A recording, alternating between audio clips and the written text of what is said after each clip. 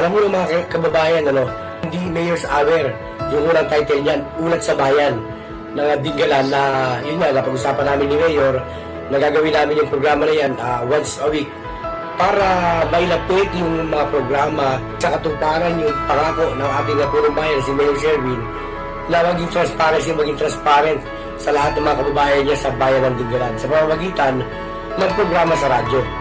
Pag-usaping pagiging leader, pagiging punong bayan, sobrang sipag, sobrang dedicated ni Mayor Sherwin Taay sa mga ginagawa niya para sa kaunlaran at para sa kaunlad ng mga mamamayang Dingalan. Tungkol naman sa hosting, hindi naman masyado seryoso.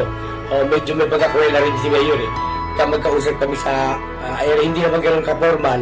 Parang simpleng usapan lang na alam niya na mas maiintindihan para sa ma-adapt ng taong bayan kung ano yung pinag-uusapan sa programang Mayor's Hour. Maganda ang naging sa mga kababayang Dingalenyo dahil sa pamamagitan ng programang yan sa radyo ay mas napapalapit yung taong bayan sa ating lokal na pamahalaan. Hindi na sila nahihirapang malaman kung ano yung mga dapat nilang malaman kaugnay sa mga project. Direkta nila na itatanong, direkta na nasagot ng ating punong bayan.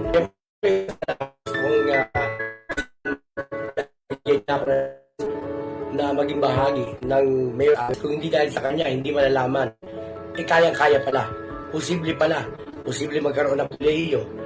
Posible magkaroon ng convention center, ng fish lander, marami pa mga proyekto pang infrastruktura at pang turismo na ngayon ay nakakamta na ng bayan ng Dingalan.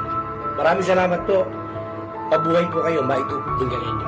Isang taus-pusong pasasalamat mula sa lahat ng naging bahagi ng Mayor's Hour. Sa loob ng 7 taon mula 2018 hanggang 2025, naging boses ng pamahalaan at ng taong bayan si Mayor Sherwin H. Taay. Tuwing Lunes, alas 7 ng umaga, walang patid, walang palya. Sa kanyang huling airing ngayong Hunyo 23, 2025, isang mahalagang yugto ang matatapos. Ngunit ang serbisyong totoo at taus-pusong pakikinig ay mananatiling inspirasyon sa bawat Dingalenyo.